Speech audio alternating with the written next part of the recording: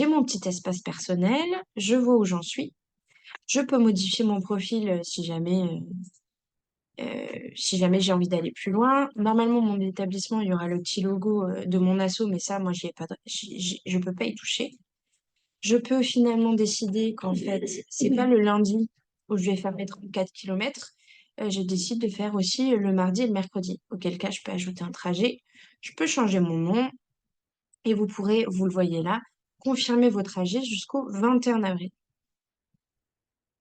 Et puis, je déclarer des déplacements pro et c'est tout ce que vous avez à faire. Voilà, en tant que participant. En sachant que tous ces sujets-là, donc vous voyez bien, en plus, c'est intéressant pour vous à titre personnel, puisque vous voyez déjà, d'ores et déjà, combien de CO2 vous allez pouvoir économiser.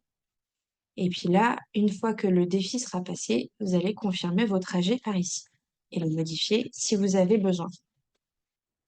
Votre référent d'établissement. Donc, par exemple, moi ici, c'est Alizé. Il se trouve que bon, c'est moi la référente. Mais mettons que j'ai un autre référent. Lui, il a toute la liste de tous les participants de son établissement. Et il va pouvoir potentiellement vous départager entre vous, créer des équipes euh, et mettre en place des animations particulières en fonction de ce que vous avez rempli. Donc, par exemple, si vous êtes 30 à faire du vélo, donc, c'est pour ça qu'il faut que vous remplissiez un trajet au plus près de ce que vous avez vraiment l'intention de faire. Parce que si dans votre structure, vous êtes 20 à faire du vélo, 2 à faire du covoiturage, il y aura potentiellement plus de potentiel d'animation sur le vélo que sur le covoiturage. Donc, faites vraiment attention à la façon dont vous vous inscrivez. Et puis, c'est tout pour les participants. Donc, on va pouvoir passer aux questions. Vous voyez, c'est assez rapide. Euh, En sachant que peut-être pour compléter avant les questions, s'il y en a, une fois que vous êtes là, après, vous avez juste à vous déconnecter, vous reconnecter, c'est très très simple, il n'y a pas d'autres catégories. Par contre, vous allez pouvoir voir ici que les intentions 2024 vont être comptabilisées. Donc ici, on a déjà 56 entreprises qui se sont inscrites au défi, 6 établissements scolaires, et on voit déjà le nombre de CO2 économisés et le nombre de kilomètres écomobiles qui sont envisagés. Donc voilà, ça peut être un bon potentiel pour voir qui se motive. Ici, on a tous les territoires qui sont déjà impliqués, qui se sont inscrits, en sachant que ça va évoluer. C'est pas un souci pour les participants. Si vous voulez voir à quoi les résultats vont ressembler et comment on devient lauréat, je vous partage tout de suite les lauréats de l'année dernière.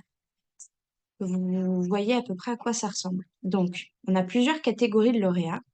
Ici, vous êtes sur les entreprises, donc les pros, mais on a aussi une catégorie scolaire. Donc, on fait la différence avec, on a 4 catégories.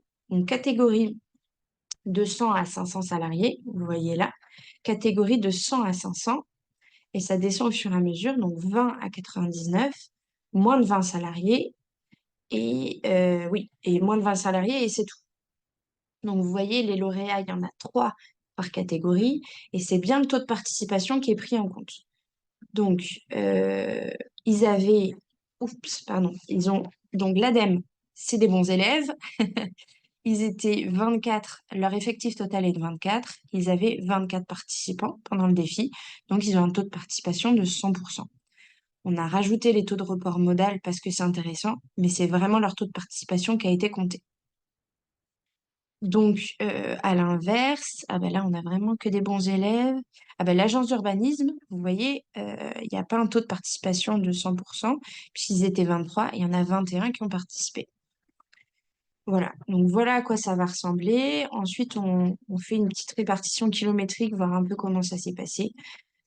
Combien de personnes ont pris le vélo, combien de personnes ont fait du covoiturage. Et pareil pour les scolaires. Donc les scolaires, même catégorie, même taux de participation. En sachant que donc la différence pour les scolaires, c'est que on n'a pas de taux de report modal parce qu'en fait, pour les établissements, c'est pas individuellement qu'on compte, c'est par mode de transport.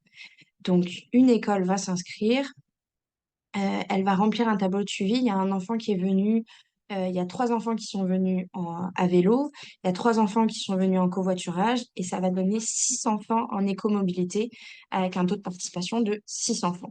Enfin, rapporté au nombre d'élèves, évidemment.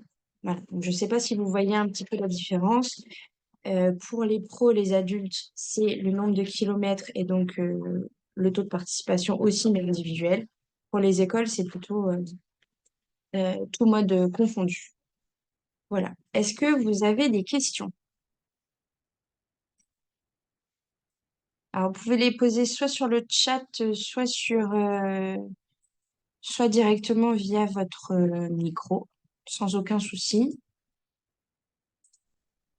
Sachant que du coup, celui-ci est enregistré, je vais pouvoir vous l'envoyer directement après, enfin, rapidement après ce temps. Et si vous avez des questions à l'issue, vous avez mon mail. Le télétravail est comptabilisé. Oui, tout à fait. Le télétravail fait partie des catégories comptabilisées.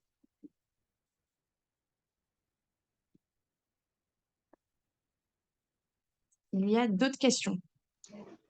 Bonjour, j'aurais une question, Oui, c'est par bonjour. rapport Oui, aux établissements de l'enseignement supérieur. Donc, oui, déjà, pour au niveau du... Je sais qu'on est catégorisé comme professionnel. Donc, pour le oui, nombre de participants, on compte à la fois les employés de l'université et les étudiants. ouais, tout à fait. Donc, on Tout sera à pour fait. la plupart en plus de 500 participants, j'imagine. Ouais, bah, alors, oui, il y a des petites écoles qui participent, mais globalement, oui, vous faites partie des grosses catégories. Ouais. Donc, c'était pas ma question. Et ensuite, pour la catégorie socio-professionnelle, si je ne me trompe pas, il n'y a pas étudiants. Donc, on met autres Oui, vous mettez pour les autre. étudiants. Tout à fait. Ouais, bonne Merci question. beaucoup. C'était mes deux Ouais, questions. ça marche, merci. Est-ce qu'on a d'autres questions ou pas? Ok. Eh ben super. Donc du coup, je vous fais suivre l'enregistrement de ce webinaire si vous en avez besoin. Euh, je vais enlever le chat. N'hésitez pas donc à me recontacter et puis je vous souhaite une très bonne journée. Si jamais vous voulez récupérer les enregistrements des espaces référents, enfin des inscriptions pour les référents que vous n'avez pas encore récupérés parce que vous n'étiez pas là hier ou parce que vous n'avez pas eu le message, n'hésitez pas non plus à m'envoyer un mail. Et puis, sachez que le prochain rendez-vous, ce sera sur la communication au courant du mois de mars. Et si toutefois vous avez des participants qui n'ont pas bien compris le concept ou l'enregistrement ne leur suffit pas, j'envisage de refaire une session webinaire inscription courant du mois de mars, voire début avril. Si ça vous intéresse, n'hésitez pas à me le dire parce que c'est en fonction du nombre d'intéressés que je ferai ces sessions ou pas. Voilà. Donc, bah, écoutez, je vous souhaite une très bonne journée. J'arrête le partage ici et je vous souhaite une très bonne journée pluvieuse mais heureuse. Au revoir, merci.